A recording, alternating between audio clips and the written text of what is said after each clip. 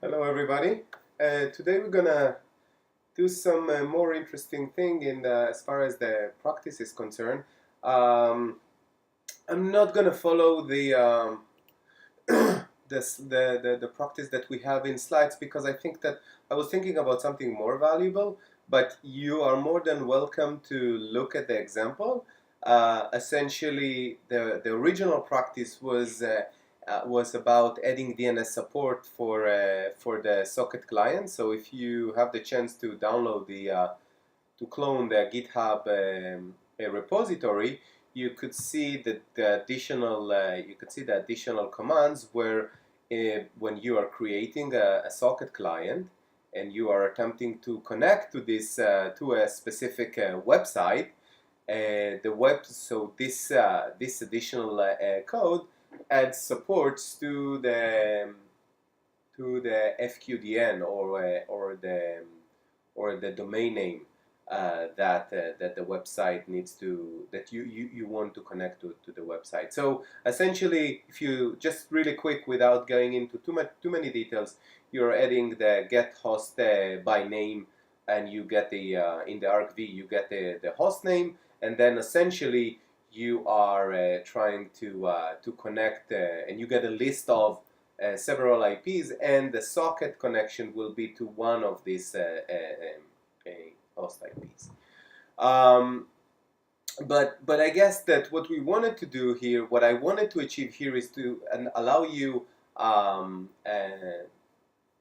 see how how connection is, how socket connection handles, and we're gonna go through it through different approach, and it's gonna also help you to do the course project, and so what we are going to do, we are going to use a Python library called Flask, and it is essentially allowing you to run HTTP web servers similar to Apache, but in a much more lightweight and for experiment purposes. If you want, you can see there is a website here called Flask, flask.poco.org, and it has all the information that you require in order to run it. I'm going to try to summarize it for you. So I'm just going to take this thing off. So the first thing is launching an instance. I'm going to use whatever they give me here. Allow default access, which is, allow HTTP traffic, though, so I know that it is going through this. And I'm just going to kick this thing off.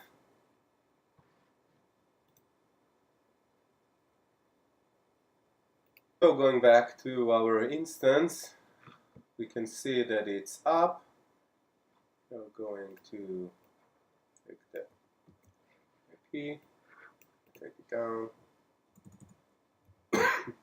sage, and then we're in. Okay. So now the first thing is to execute the Redis repository and the Python agent. And again, the goal of this practice is to run a two-layer application on the cloud that accept HTTP traffic from users and then write something to the database, which is Redis in our case. But again, it can be anything. So we're going to start with shooting few commands. And by the way, all these details will be shared with you, all the transcript of the execution, so you don't have to worry on writing all this thing. And in later phase, in later phase of the course, we're going to learn how to avoid this thing and create for us a template that will just be ready for us to do whatever we want if we need Redis and Python as we need it right now. And this is a few more. This is for the Redis part. let's download this one. Then we're gonna tar the Redis. Sorry, tar xvf. So Redis, yeah, and then we go. So now we're going to. What we do now is that we download the code because it's an open source. Excuse me, and now I'm gonna compile it against the kernel of this specific instance and create the binaries. So the first step is doing make. It's basically very similar to the GCC command that you run in the beginning of the course when you have a source code and you want to compile it. And then, so yeah. Let's let this thing to go over.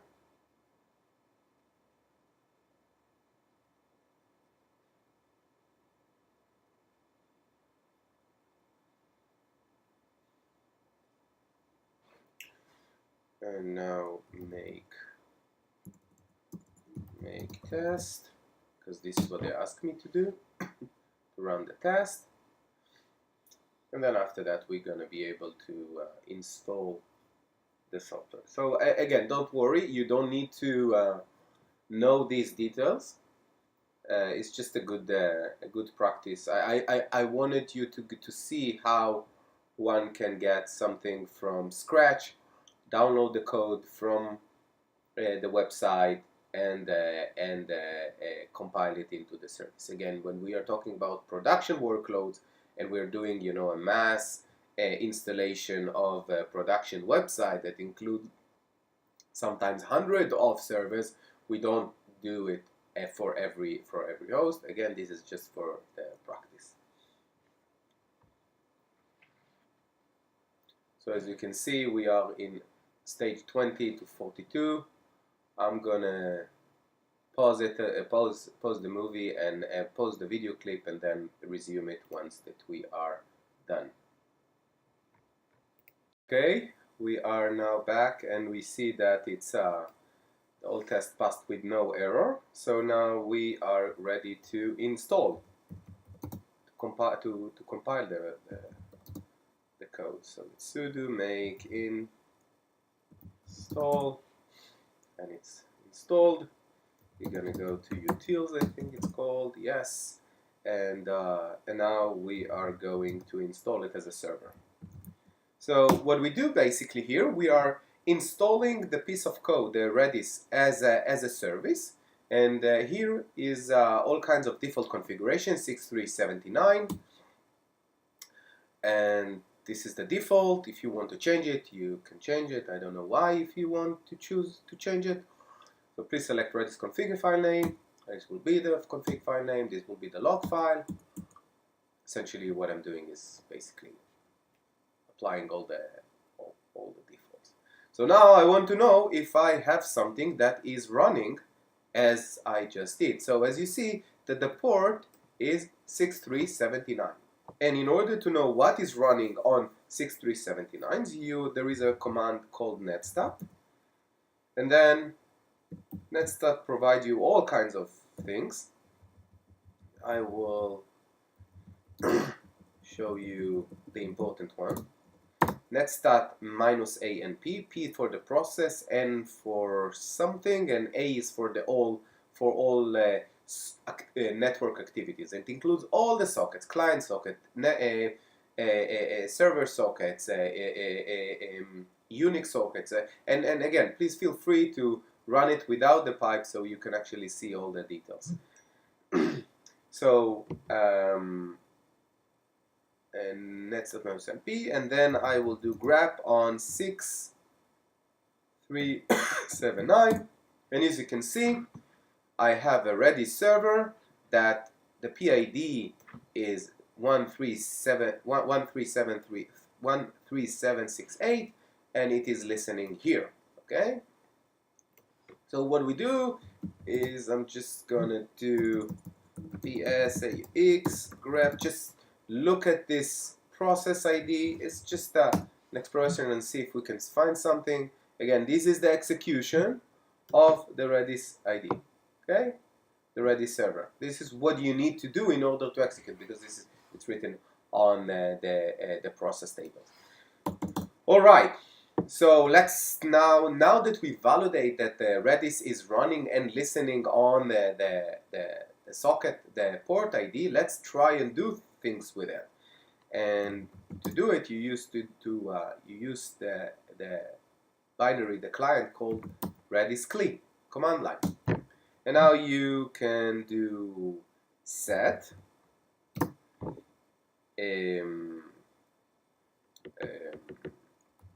professor Yahoo.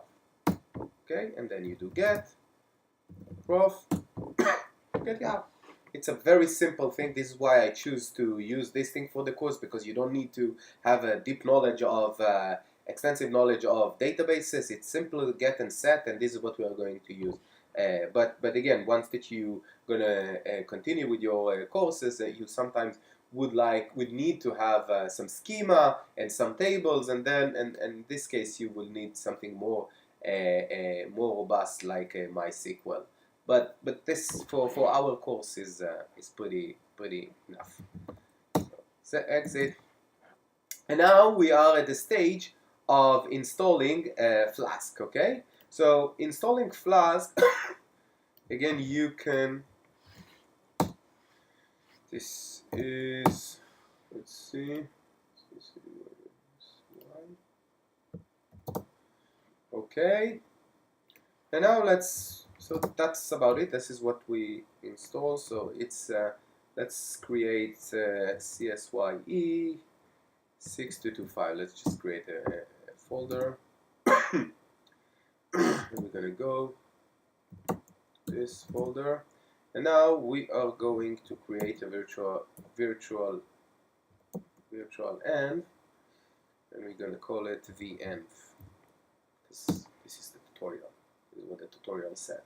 Okay, so now we are going to install the pip, sudo pip. I think it's easy install pip. This is I think Ubuntu has something like that. Yeah, that works. Yeah, so we have, and now we are going to install the Flask. Sudo pip install Flask. Amazingly working. Let's see if it's successfully warning. Okay, so now this is starting to get interesting. Let's just open a file and create just a simple hello world and see how it works. So we're gonna do vi hello.python, and we are going to do from Flask import Flask. This is the import declaration equal Flask, and this is, I guess, it's there is an example just using the simplest form just to show you that. And this is the cool part, because here you define how you want the application to route your call. So I'm now going to create a handler for the slash. So if you're going to call to this IP with a slash, this is what you're going to get. And Flask will execute this function. We're going to call it hello world.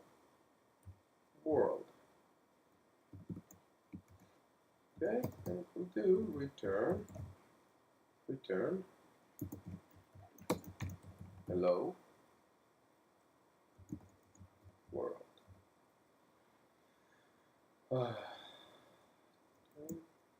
Yeah, that's fine. That's about it. This is enough for the application. And now let's export this app, and we're going to call it flask underscore app, and we're going to call it hello Python, and what we will need to do is execute it by executing the command flask run minus host 0.0.0.0, and that's it. Yeah, so it is running. Oh, this is an interesting thing, because now it is running on port 5000. Okay, so if I'm gonna go and let's see, where is my IP? I forgot to capture it. You know what, maybe I have it here. I can, it's here. I have here this IP, and I can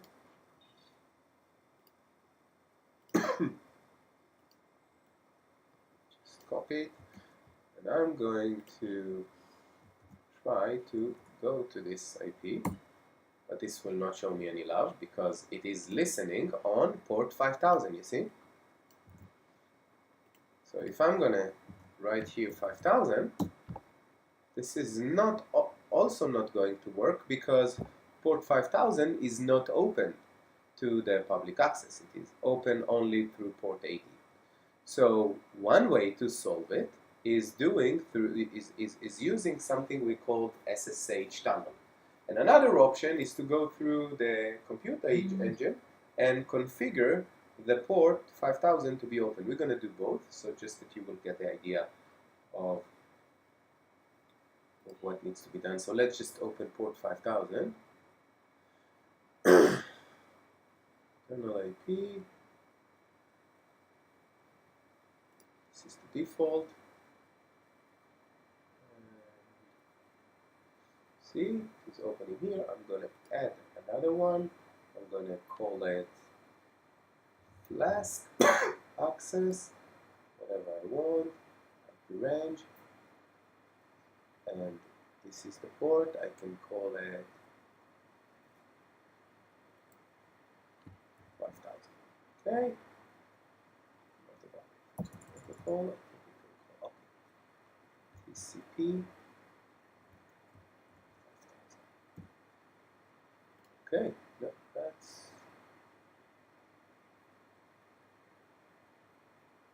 so strange. Any range. 0.0.0.0. Any range. Okay. Okay. Want to see. So yeah, that looks good. So let's see if it's working. And you see it's still processing. So give it some time, because what we did now, send some command to GCE platform to initiate these things. So there is some time that is required. Yeah. Cool. So let's see if this is working. Wow, look. So you see that there was a request, okay, coming from my IP, which is 5046.150.2000. Let's do another one. See, this is another one. And yeah, so what I showed you right now is how to run a server. Now, but probably you might ask me, but where is the database part? The database part will be covered in the next part of this video. Now we are going to look at how we are writing from the web application that we created, the Hello World, and we are writing things to the database. And again, we are going to oversimplify it just to exemplify this point only. Before that, I want you to let me connect to the server from another place here and see netstart -ANT. I'm looking at what is listening on port 5000, and as you can see on port 5000 there is it's going to be cool. So, okay, so see there is a process that runs port 5000. It is listening now, and it is a Python application, and this is the IP. Okay, BS AUX rep, and you can see here the command line execution of what one needs to do in order to execute the specific data. Okay, so now what we are going to do, we are going to run a little bit more complex application. So we are going to stop this server, and once we stop this server, we can, if we look, we can see that the process is gone. And if we try to find the we're trying to find the socket, we see that it's not available, right? So the next step is to look at more sophisticated application, and we can, I just downloaded, and you're going to have it available through GitHub. And this is the application. Again, it's pretty similar from Flask, importing Flask, and here there is a new addition, which is the Redis client. And this is the routing rule, and this is the definition. So what I'm going to do basically is that any hit that's going to be on this slash on the application, I am going to use this host and the port, remember 6379, which is the port that the Redis master is listening, and will do an increase on hits. Okay, so there is a key over somewhere that it will have, something will happen to it, and we're going to see what happened to it. If there will be any exception, we are going to return this error, and if not, we are going to return this response. Okay, so let's just get started and see. Oh, and what you see here is that it is listening on port 8000. So what I'm going to do, I'm going to change it to 5000.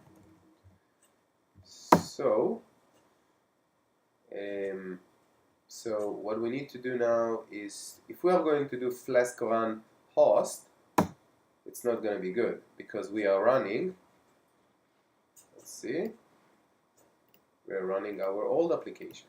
So what we need to do is we need to do export Flask a app equal to app.python. Now, when we are going to run it, let's see what happens. Oh, fail to connect to Redis.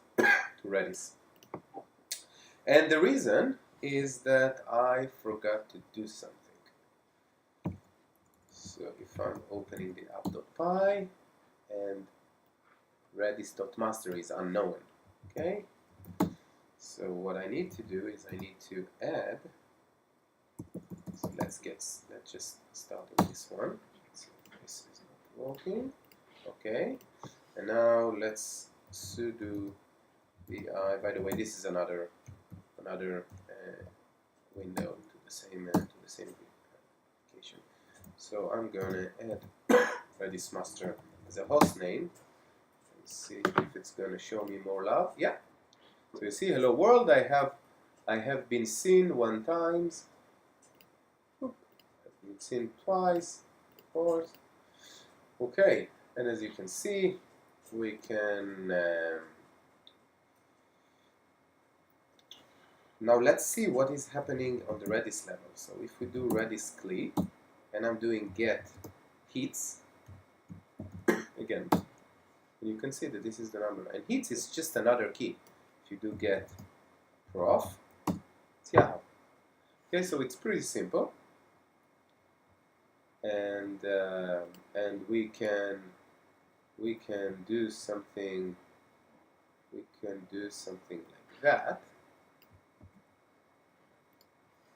Exit, do while do to curl, and we are just, as you can see, what I'm doing is I'm simply overloading it, and when I'm doing this, and you see how many instances I have, 433, 9. If I'm stopping it, it's going to stop. Yeah. So as you can see that this is originated from me, from my PC. and this was originated from this guy. Okay? If I'm going to exit this thing, I can, instead of, can do this thing and write, because now I'm on my Mac, my local Mac. 55.169.37, and as you can see, this is going a little bit slower, and you can see that it's coming, but it's going a little bit slower than the other one. Okay, so I hope that you got the idea of what I was trying to do here. Yeah.